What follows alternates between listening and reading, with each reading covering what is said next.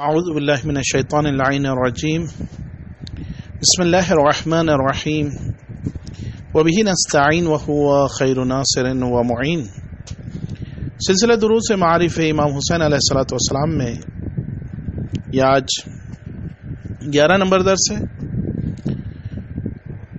جو سوال دشمنان اہل بیت کی طرف سے اٹھایا جاتا ہے وہ یہ کہ مصائب امام حسین پر گریہ کرنے کا فلسفہ اور ہدف کیا ہے۔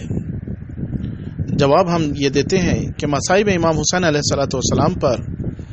گریہ کرنے کے فلسفے اور فوائد و آثار کے سلسلے میں چند امور قابل ذکر ہیں۔ نمبر 1، امام حسین علیہ الصلوۃ والسلام پر گریہ کرنا تعظیم شاعر میں سے ہے۔ کسی مومن کا کسی دوسرے مومن کے مرنے پر گریہ کرنا ایک قسم کا اس کا احترام کرنا ہے اور اس بات کی نشاندہی کرنا ہے کہ معاشرے میں اس کی جگہ خالی ہو گئی ہے، اب اس کا وجود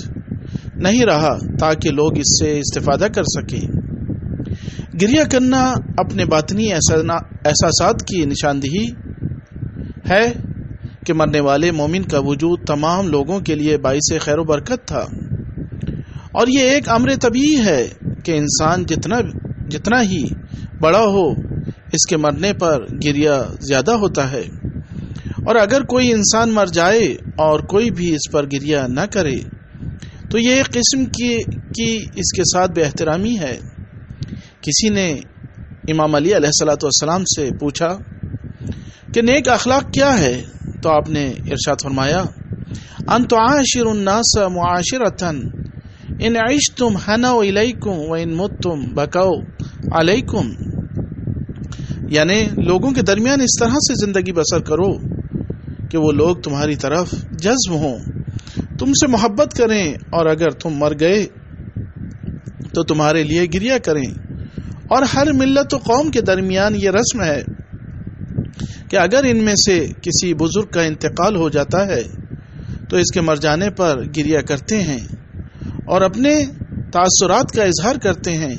اور اپنے احساسات کا اظہار کرتے ہیں۔ امام حسین علیہ الصلوۃ والسلام اور ان کے ساتھیوں کی جاسوس شہادت جو دین کی حفاظت کے لیے ہوئی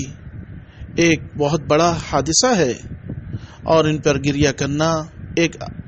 قسم کا احترام اور ان کے مقدس ہدف کو زندہ کرنا ہے اور اپنے باطنی احساسات کا اظہار کرنا ہے۔ خداوند عالم فرماتا ہے وَمَن يُعَظِّمْ شَعَائِرَ اللَّهِ فَإِنَّهَا مِن تَقْوَى الْقُلُوبِ، سورہ حج آیت نمبر 32، یعنی جو بھی شعائر الہی کی تعظیم و احترام کرتا ہے اس قسم کا کام ان کے دلوں کے تقوی کی نشاندہی ہے۔ دوسرا یہ کہ یہ گریہ عاطفی ہوتا ہے، یعنی ایک ہی دن میں یہ گریہ امام حسین علیہ الصلوۃ والسلام پر گریہ کرنا گریہ عاطفی ہے، یعنی ایک ہی دن میں امام حسین اور ان کے وفادار ساتھیوں کی شہادت انسان کے دل کو جلا کر رکھ دیتی ہے اور ہر انسان کو ظالموں کے خلاف ابھارتی ہے۔ واقعہ کربلا اس حد تک دلوں میں بیٹھ چکا ہے کہ جو زمانے کے ساتھ ساتھ پرانا نہیں ہو سکتا اور نہ جسے بھلایا جا سکتا ہے۔ بطور مثال مسیحیوں کے عقیدے کے مطابق حضرت مسیح کے دشمنوں نے ان کو سولی پر لٹکا کر قتل کر ڈالا ہے، لیکن اگر آپ ملاحظہ کریں تو اس وقت پوری دنیا کے مسیحی موضوع صلیب کو یاد رکھے ہوئے ہیں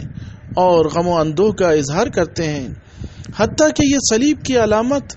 ہر جگہ قبر تک پر لگاتے ہیں اپنے لباس اپنی پیشانیوں پر،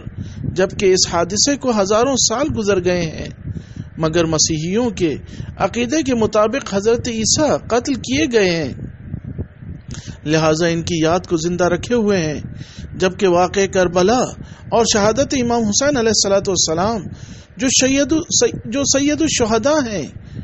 یہ عظیم واقعہ ہے، لہٰذا عزاداری امام حسین برپا کرنا